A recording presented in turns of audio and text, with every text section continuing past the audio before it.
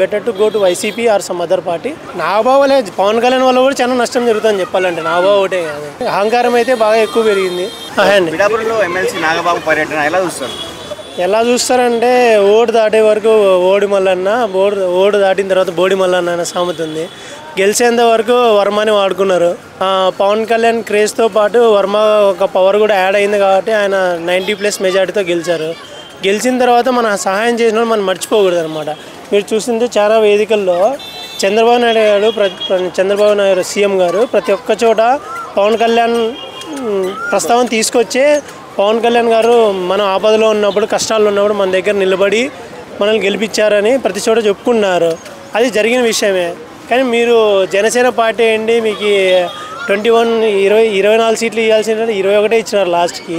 ఆ 27 కూడా మీరు ముగ్గురితో పొత్తు పెట్టుకొని ఇండైరెక్ట్గా కాంగ్రెస్తోనూ ఇంకొక పార్టీతో పొత్తు పెట్టుకొని గెలిచినారు. మీరు ఓన్గా 20 అవుట్ ఆఫ్ 21 స్ట్రైక్ రేట్ అన్నది నాగబాబు గారు ఒక టైంలో ఇండియన్ క్రికెట్ మ్యాచ్తో పోల్చాడనమాట.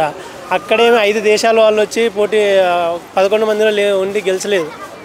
సో మనం మంచి చేసిన వాళ్ళు మర్చిపోకూడదు. అంటే జనసేన వాళ్ళకు అహంకారం పెరిగింది అనుకోవచ్చా? మా వల్లే అధికారంలోకి వచ్చారని చెప్పి వాళ్ళ వల్లే అధికారం వచ్చింది అనేది వాస్తవం అని ఎలా చెప్పగలం చెప్పండి. అహంకారం అయితే బాగా ఎక్కువ పెరిగింది.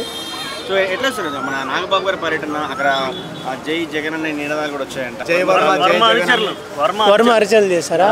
అయితే మేబీ వాళ్ళ అనుచరులకి ఆయన చెప్పిండొచ్చు, నేను రాబోయే రోజుల్లో వైఎస్ఆర్సీపీ పార్టీలోకి వెళ్ళి అక్కడ నుంచి పోటీ చేస్తాడేమో. మరి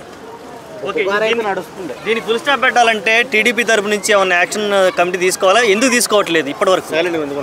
టీడీపీ పార్టీ వాళ్ళు జనసేన పార్టీ మీద యాక్షన్ ఎలా తీసుకుంటారు?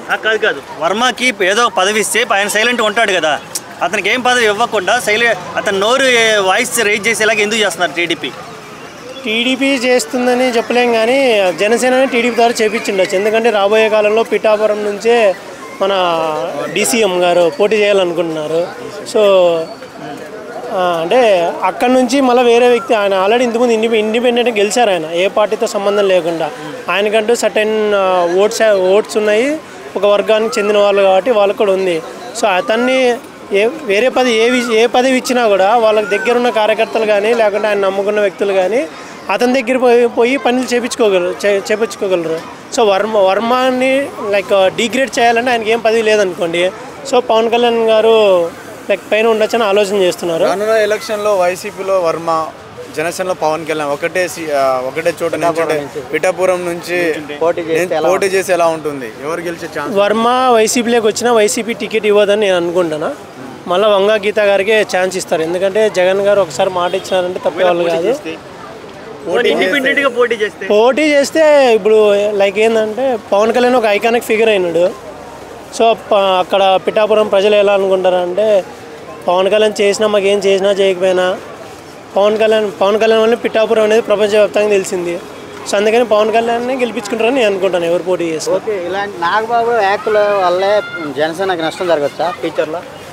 నాగబాబులే పవన్ కళ్యాణ్ వల్ల కూడా చాలా నష్టం జరుగుతుందని చెప్పాలంటే. నాగబాబు ఒకటే కాదు, ఇప్పుడు నాగబాబు వల్ల జరుగుతుంది, లేకుంటే పవన్ కళ్యాణ్ వల్ల జరుగుతుంది. ఎందుకంటారా, సూపర్ 6 అనేది ఎవరి విధానము? టీడీపీ వాళ్ళది.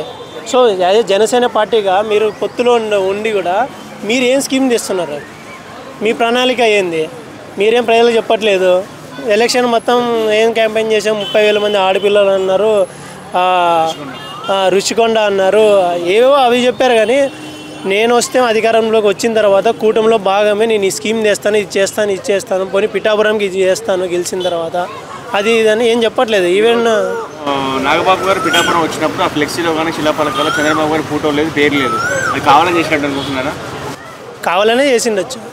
సీఎం ఫోటో పెట్టుకుని ఎట్లా చేస్తారనుకుంటున్నారు? అంటే మీరు అసెంబ్లీలో చూసినారు కదా ముందు, మనం ఎన్ని మాట్లాడుకున్నా పవన్ కళ్యాణ్ గారు ఏమన్నారు, ఇది మా కుటుంబ విషయం, మా కుటుంబంలో మీరు ఎన్ని గొడవలు ఉన్నా ఎన్ని కొట్లాడుకున్నా నెక్స్ట్ రాబోయే 15 ఏళ్ళలో మీకు కూటమిగానే ఉంటామన్నారు. సో దాన్ని మనం ప్రజలు పెద్ద సీరియస్గా తీసుకునే పని లేదు. వర్మ పరిస్థితి ఎలా ఉండబోతుంది పిఠాపురంలో? వర్మ అంటే టీడీపీలో అంటే ఆయన రాలేరు.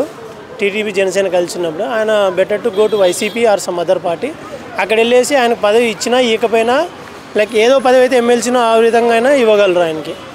సో ఆయనకి ఫ్యూచర్ బాగుండాలంటే ఆయన కంపల్సరీ ఇక పార్టీ మారాల్సిందే. అదే పార్టీలో ఉండేటట్లు ఉంటే వేరే నియోజకవర్గం చూసుకోవాల్సిందే.